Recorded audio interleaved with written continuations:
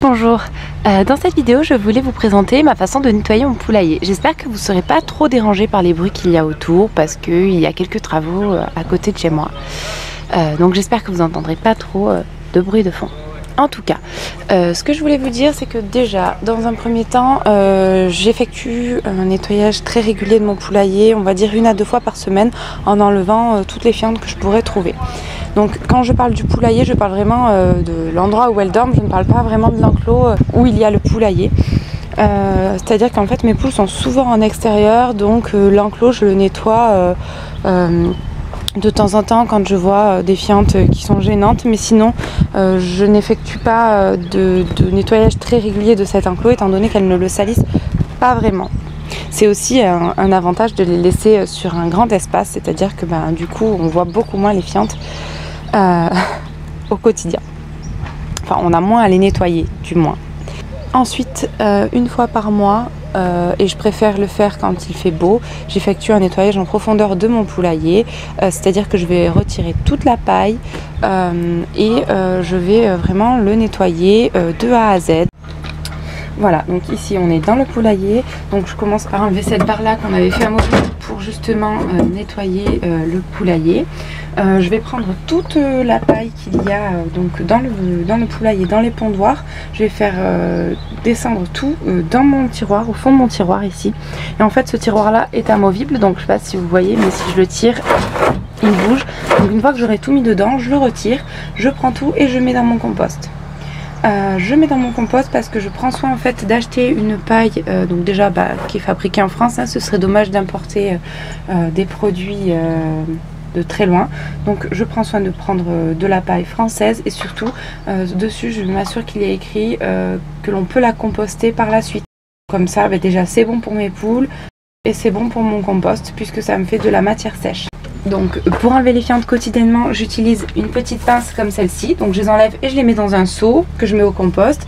Et là pour le nettoyage que je fais donc en profondeur, je prends tout et je fais tomber en fait tout dans mon tiroir avec ma pince. Donc des fois je prends juste une petite un petit peu de paille et du coup ça me sert de balai, voilà, et je fais tout tomber dedans. D'ailleurs vous pourrez voir la vidéo de fabrication de notre poulailler dans le petit i en haut à droite.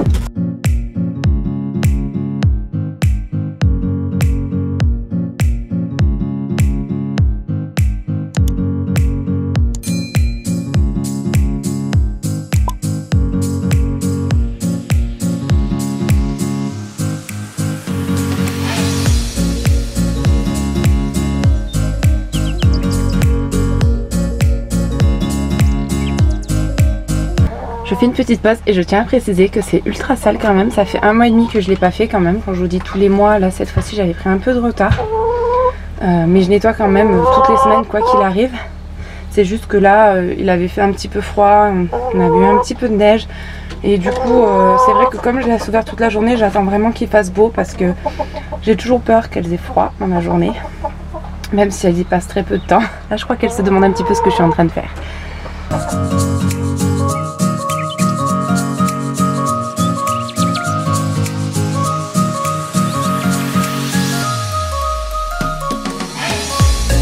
Voilà, donc là je viens d'aspirer un petit peu les pondoirs. Bon, j'ai aspiré très rapidement parce que l'aspirateur est très faible, je sais pas ce qu'il a. Donc là je vais sortir mon tiroir, le mettre dans le compost et ensuite je vous montrerai les étapes suivantes. Voilà, donc mon poulailler est nettoyé, enfin est vidé, il n'a plus de paille. Donc ensuite je prends un vaporisateur comme ça. Dans ce vaporisateur je mets une moitié d'eau, moitié vinaigre blanc et j'ajoute entre 2 et 4 gouttes d'huile essentielle de lavande et entre 2 et 4 gouttes d'huile essentielle de thym.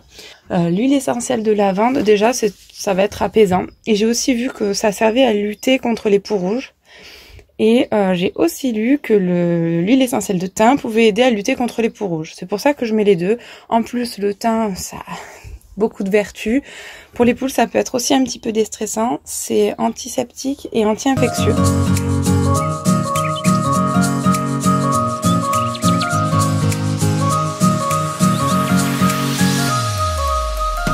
Tout est bien humide, j'en profite aussi pour frotter à des endroits où tout ne serait pas correctement parti et pour bien finir de nettoyer.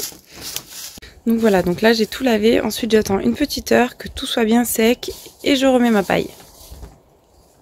Voilà, donc je fais juste une petite aparté sur la paille que j'utilise. Donc ça c'est un sachet que j'ai qui est entamé et ça c'est un sachet qui est donc neuf. Donc vous voyez, on a bien écrit fabriqué en France, biodégradable et il y a bien écrit voilà, et l'autre je le cherchais, il y a bien écrit que c'est utilisable en amendement organique et compostable. Donc moi c'est bien ça qui m'intéresse, je vais être sûre de pouvoir le mettre au compost, biodégradable et fabriqué en France. Voilà, donc là j'ai mis ma paille. Donc au début j'en mets quand même beaucoup puisque petit à petit je vais venir en enlever pour nettoyer. Puis bon, de toute façon je la réutilise donc au compost ou au jardin, donc il n'y a pas de problème avec ça. Je sais qu'elle aura une seconde vie, donc ce n'est pas, voilà, je ne la jette pas. Mon poulailler donc est propre. Je le laisse quand même, étant donné qu'il va y avoir encore une petite odeur d'huile essentielle, je le laisse quand même ouvert, on va dire, toute la journée. Et ce soir, je viendrai fermer. Donc en fait, c'est cette porte-là que je viendrai fermer. Et puis en fait, il n'y a que celle-ci qui s'ouvre en temps normal.